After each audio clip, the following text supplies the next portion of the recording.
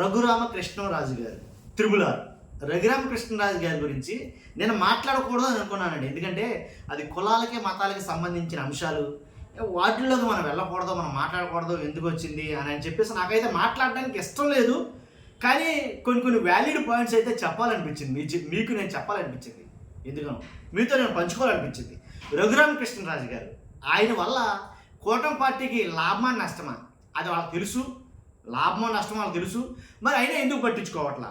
అంతేకాదు, రఘురామకృష్ణరాజు గారు ఆయనకుండే ఇగోని ప్రదర్శించడం కోసం అలా చేస్తున్నారా, లేదా రఘురామకృష్ణరాజు గారు క్రైస్తవులు అన్న వాళ్ళ చేత గట్టిగా బాధింపబడ్డా?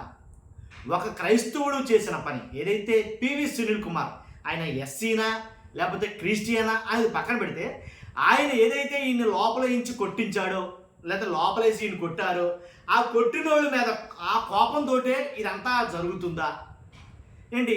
కానీ అందుగురించే క్రైస్తవులందరి మీద ద్వేషం ఆయనకి వస్తుందా, లేదా క్రైస్తవుల మీద పగబట్టాడా? ఇలా రకరకాలుగా మాటలు సొసైటీలో తిరుగుతున్నాయి. నాకు కూడా చాలా మటుకి ఇలాంటి ఆలోచనలు అయితే వచ్చాయి. దీని గురించి మాట్లాడాలా వద్దనుకున్నప్పుడు చెప్పాను కదా, కొన్ని విషయాలు అయితే మీతో షేర్ చేసుకోవాలి ఖచ్చితంగా అనే అభిప్రాయంతో. అంటే వాస్తవాలు ఏం జరుగుతుంది, అసలు ఆయన విషయంలో రాష్ట్రం ఏం జరుగుతుంది? ఆయన ఒక బాధ్యత గల ఎమ్మెల్యే, పైపెచ్చు ఒక డిప్యూటీ సీఎం, డిప్యూటీ స్పీకర్ కూడా. కాబట్టి అలాంటి ఆయన ఎందుకని ఇలాగా ఆ ప్రాపకండ రోజుకో ప్రెస్ మీటు ఎవరిది? రఘురామకృష్ణరాజు గారి. ఆయన పెట్టినన్ని ప్రెస్ మీట్లు ఎంటైర్ కూటమి ప్రభుత్వంలో ఎవరు పెట్టరేమో ఆలోచించండి ఒకసారి. ఆయన పెట్టినన్ని ప్రెస్ మీట్లు, ఆయన పెడుతున్నన్ని ప్రెస్ మీట్లు ఎంటైర్ కూటమి ప్రభుత్వాలు ఎవరు పెట్టరేమో అన్ని ప్రెస్ మీట్లు పెడుతున్నారు. కాబట్టి నేను అలా చేస్తాను, ఇలా చేస్తాను, రకరకాలుగా మాట్లాడతాను. దీని గురించి మాట్లాడాలని మీ దగ్గరికి నేను ఈ వీడియో చేయడం జరిగింది. ఫస్ట్ అయితే కనుక వాస్తవాలు ఏంటో రాష్ట్ర ప్రజలకు తెలియాలి కాబట్టి మీ బాధ్యతగా మీరు లైక్ చేయండి. లైక్ చేస్తే ఎక్కువ మందికి ఇన్ఫర్మేషన్ షేర్ అవుతుంది. కొత్తగా మన ఛానల్ చూస్తే పక్కాగా సబ్స్క్రైబ్ చేయండి. మీ అమూల్యమైన అభిప్రాయం రఘురామకృష్ణరాజు గారి మీద, ఈ అంశం మీద మీ అభిప్రాయం ఏంటనేది వీడియో ఎంతవరకు చూసి మీ అభిప్రాయం తెలియజేయండి. ఓకేనా? ఏంటంటే ఒకటి, ఆంధ్రప్రదేశ్లో అందులోనూ ఆయన నియోజకవర్గంలో అసలు సమస్యలు ఏమీ లేవా? ఇంకా వేరే పనేం లేదా? అసలు వేరే సమస్యలు కానీ వేరే ఏమీ లేవా? ఇదే సమస్యగా పరిగణించుకుని, ఇదే సమస్యగా మెయిన్గా తీసుకుని దీని మీద ఆయన ఫైట్ చేస్తున్నాడా అనేది ఎక్కువ మందికి వచ్చే ఆలోచన. నాకైతే వచ్చింది, మరి మీకు వచ్చిందో లేదో తెలియదు. కానీ ఇంకేం పట్టడం లేదా, ఇంకేం సమస్యలు ఏమంటారా రఘురామకృష్ణరాజు గారికి? ఇంక ఇదే పనా అని అనిపించింది నాకు. ఎందుకంటే ఏదో జరిగింది ఒక ఇన్సిడెంట్, అది అక్కడితో అయిపోవాలి. కేల్ కథం దుకాణం బంద్, ఇంక అయిపోవాలంతే అక్కడితోటి. ఆకివీడి పెద్దపేటలో రామాలయం కాదు, గొంతెనమ్మ గుడైన వాళ్ళు కాదు రామాలయం అని ఈయన లేదు. మొత్తానికి ఎలాగైతే దాన్ని కూల్చేశారు, నైట్ కూల్చారా, పగలు కూల్చారా, ఏం జరిగిందో జరిగింది, దాన్ని శంకుస్థాపన చేశారు, గుడి ప్రారంభించారు, ఇంక అయిపోయిందిగా. ఇంకా దాని మీద ఎందుకు? తర్వాత ఇంకో అంశాన్ని ఎత్తుకున్నాడు ఆయన, దళిత క్రైస్తవులు అన్న వాళ్ళు ఎవరినే ఉంచను. ఎందుకంటే వాళ్ళు అటైనా ఉండాలి, ఇలా ఇటైనా ఉండాలి, ఎటో ఒకటి మారిపోవాలి, దాంట్లో ఎలాంటి ఒకటి లేదు అని మళ్ళీ ఇంకో స్టేట్మెంట్ తీసుకున్నాడు ఆయన. తీసుకుని దాని మీద మళ్ళీ కొన్నాళ్ళు మళ్ళీ యాగి మామూలే. తర్వాత రాష్ట్రంలో ఫేక్ చర్చీలు పెరిగిపోయినాయి. ఏంటి? వాటికి పర్మిషన్ లేదు, ఏమీ లేదు. చర్చిలు మాత్రం ఎబ్బడముబ్బడిగా పెట్టేశారు. ఆ చర్చిలు అంతు చూస్తాను, వాటి అంతు తెలుస్తాను, అదో రకమైన ఇష్యూ. తర్వాత పాస్టర్లు కూడా, ఫేక్ పాస్టర్లు ఎక్కువైపోయారు రాష్ట్రంలో. కాబట్టి వాళ్ళ గురించి కూడా నేను మాట్లాడతాను, వాళ్ళ అంతు తెలుస్తాను, వాళ్ళు చూస్తాను, ఈ రకంగా. అంటే ఆ భావజాలంతో, ఆ దృక్పథంతో మాట్లాడుతున్న మాటలు చాలా అయితే కనుక రఘురామకృష్ణరాజు గారి నోటి వెంట బయటకు వస్తున్నాయి.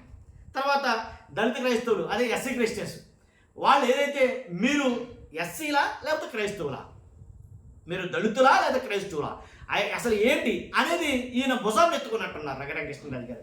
దాన్ని అంతా ప్రక్షాళన చేస్తానని ఏదో చెప్తున్నట్టున్నారు. తర్వాత ఆయన డైరెక్ట్గా చెప్తాడు, ఆయన మాకు మీ ఓట్లు అవసరం లేదు, మా ఉంటే మీది 20% ఉంటుంది, మీ ఓట్లతో మాకు పని లేదు, మాకు వేసిన ఏ పని పర్లేదు, నేను కూడా ఎప్పుడు కూడా చర్చిల్లోకి వెళ్ళి ఓట్లు అడిగే టైప్ కాదు, క్రిస్టమస్లకు కానీ అట్లకి కానీ ఇట్లకి కానీ నేను ఎప్పుడు ఏ చర్చిల్లోకి వెళ్ళలేదు అని అన్నారు. అన్న తర్వాత ఇలా కొన్ని ఫోటోలు బయటెట్టారు. తర్వాత ఎంత జరిగింది అంటే ఆయన విధానం చెప్తున్నాను నేను మీకు, ఆయన విధానం చెప్తున్నాను. కాబట్టి అంతేకాదు, రీసెంట్గా అయితే కనుక చర్చిల పైన మైకులు ఉంటే కనుక వాటిని వెంటనే తీసేయాలి, లేకపోతే దాని మీద యాక్షన్ తీసుకోవాలి, లేదా కేసులు పెట్టేయండి. ఇలాగా ఆయన విధానం అయితే మాట్లాడటం జరుగుతుంది. మరి ఎంత జరుగుతున్నా సరే ఏమీ పట్టనట్టు కూటమి ప్రభుత్వం ఉంటుందంటే కనుక దాని అర్థం ఏంటి? లేదు ఒకవేళ ఏమన్నా రఘురామకృష్ణరాజు గారిని అంటే కనుక ఎలాగైతే గతంలో ఆయన వైఎస్ఆర్సీపీ పార్టీలో ఉన్నప్పుడు జగన్ గారు ఈయనకి పడకపోవడం కారణం ఇదేనా అంటే అబ్బాయి నువ్వు అలా చేస్తే కుదరదు అని అంటే వాళ్ళకి యాంటీగా మారతాడా రఘురామకృష్ణరాజు గారు? అర్థమైందా? జగన్ గారు కుదరదు అన్న వల్లనే కదా ఏదో ఒక అంశం మీద వాళ్ళిద్దరి మధ్య తలెత్తింది. సో దానివల్ల ఆయనకి యాంటీగా మారాడు. ఈయన మారి తర్వాత అసలు నియోజకవర్గం అయిపోయి చూడలేదు ఆయన చాలా కాలం ఏంటి గవర్నమెంట్ ఉన్నంతకాలం. కాబట్టి ఇలాగేమన్నా మనం ఏమన్నా అంటే కనుక సేమ్ మనకు కూడా ఎదురు తిరుగుతాడా ఏంటి రఘురామకృష్ణరాజు గారు? మనకు కూడా ఎదురు తిరుగుతారా?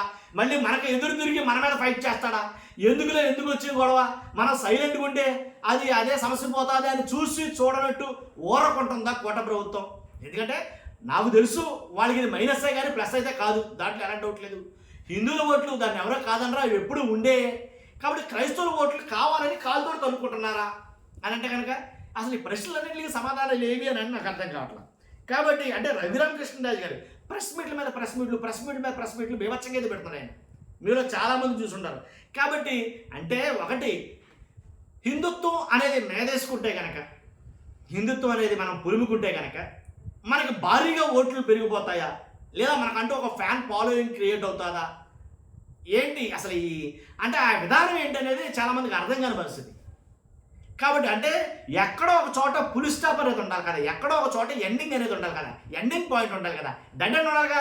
అసలు లేదు, తిరిగి కంటిన్యూ ప్రాసెస్ జరుగుతూనే ఉంటుంది. ఇది ప్రెస్ మీట్ల మీద ప్రెస్ మీట్లు ఇలా జరుగుతూనే ఉంటుంది.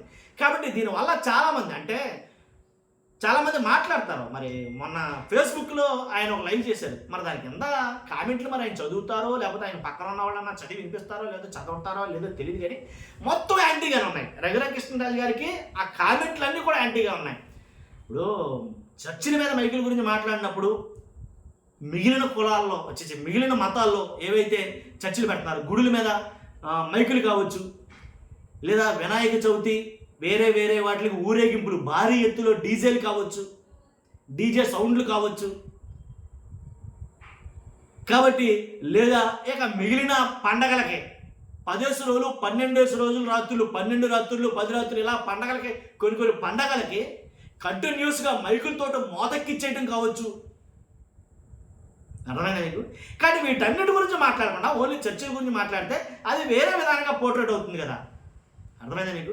ఆయనకి కోపం ఉంటే ఉండొచ్చు, ఆయనకి పగుంటే ఉండొచ్చు క్రైస్తవుల మీద, కానీ అది ఒకరికైనా ఒక సామెత చెప్పాలి నేను ఇక్కడ. ఏంటంటే ఆపరేషన్ సక్సెస్ పేషెంట్ డెడ్ వింటూ ఉంటాను చాలాసార్లు మన సందర్భాల్లో. ఆపరేషన్ సక్సెస్ పేషెంట్ డెడ్ అంటే ఆపరేషన్ సక్సెస్ అయింది. ఇక్కడ నేను ఎందుకు చెప్పానండి సామెత, ఇక్కడ రఘురామకృష్ణరాజు గారు సక్సెస్ అయ్యారు. ఎలాగా ఉండి ఆకివీడు పెద్దపేటలో ఆ రామాలయం కట్టడంలో ఆయన సక్సెస్ అయ్యాడు. కానీ పేషెంట్ డెడ్ అయ్యాడు. అక్కడ పేషెంట్ ఏంటి? పార్టీ డెడ్ అవుతుంది అక్కడ. అర్థమైందా మీకు? 100% అబ్సల్యూట్ నేను చెప్పగలను. 100% క్రైస్తవుడు అనేవాడు ఎవడో ఓటేడు. ఇదే రకంగా కొనసాగితే కనుక దాంట్లో మీరు రాసి పెట్టుకోవచ్చు, క్రైస్తవ పుట్టినోడు ఎవడో కూడా ఓటేయుడు. ఎందుకు చెప్తారంటే కనుక అంటే క్రైస్తవులు అంటే ఓన్లీ క్రిస్టియన్స్ అని అనుకునేరు. ఇప్పుడు అలా లేదు వ్యవహారం. ఎలా అంటే దళితుల్లో క్రైస్తవులు ఉన్నారు, తర్వాత కమ్మ, కాపు, రాజు, ఇలా ఒకటి కాదు క్షత్రియులు, వాళ్ళు అసలు ఆ కులం ఈ కులం లేదు, అన్ని కులాల్లో ఉన్నారండి. కాబట్టి వాళ్ళందరూ కూడా ఎగనెస్ట్ అవుతారు. ఎందుకంటే రేపన్నా కాడ ఇవాళ మైక్ పెట్టొద్దన్నావు, రేపు మోకాళ్ళ మీద ప్రార్థన చేయొద్దంటా నువ్వు. అబ్బాయి కుదరదు, నువ్వు చర్చికి వెళ్ళొద్దని చర్చి బయట అవసరమైతే కర్రకట్టేస్తారు. కాబట్టి ఇలాంటి పరిస్థితులు వస్తాయేమో, కాబట్టి నేను మ్యాక్సిమం అదుపులో ఉంచితే కరెక్ట్ ఏమో అని అనుకుని వాళ్ళు ఓట్లు వేయకపోవచ్చు. ఈ ఓటింగ్ పర్సంటేజ్ అంతా నీకు రివర్స్ అవ్వచ్చు, బ్యాక్ ఫైర్ అవ్వచ్చు, ఆపోజిట్ అవ్వచ్చు. కాబట్టి ఇది ఒక్కడితో పోతుందా అంటే కనుక ఎంటైర్ పార్టీ మొత్తం చుట్టుకునే ప్రమాదం ఉంది. మరి ఆ దిశగా ఎందుకని ఆలోచించట్లేదు, కదుపుతం ఎందుకు లేనిపోయింది అని ఆగిపోతున్నారా? ఇలా ఒకటి కాదు రెండు కాదు. అయితే అసలు ప్రెస్ మీట్ల పరంపర ఎంతవరకు కొనసాగుతుందో అర్థం కావట్లేదు నాకైతే కనుక. కాకపోతే ఒకటే నేను అనేది, దేనికైనా ఒక డెడ్ ఎండ్ అంటూ ఉంటుంది. కాబట్టి ఇంకా పులి స్టాప్ పెట్టే ఉద్దేశం లేదా ఏంటి రఘురామకృష్ణరాజు గారికి అనేది నాకు అర్థం కాదు. కాబట్టి మీరు అనుకున్నది ఏదో జరిగింది అక్కడ, కాబట్టి కడుతున్నారు, ఓకే, వాళ్ళు ఏదో ఫైట్ చేశారు, అయిపోయింది. అది గొంతేనమ్మ కూడా లేకపోతే రామాయణం అనేది జగమెరుగున దేవుడికి ఎరుక, కానీ ఏదో జరిగిపోయింది కాబట్టి ఎప్పటికైనా ఎండ పెట్టచ్చు కదా.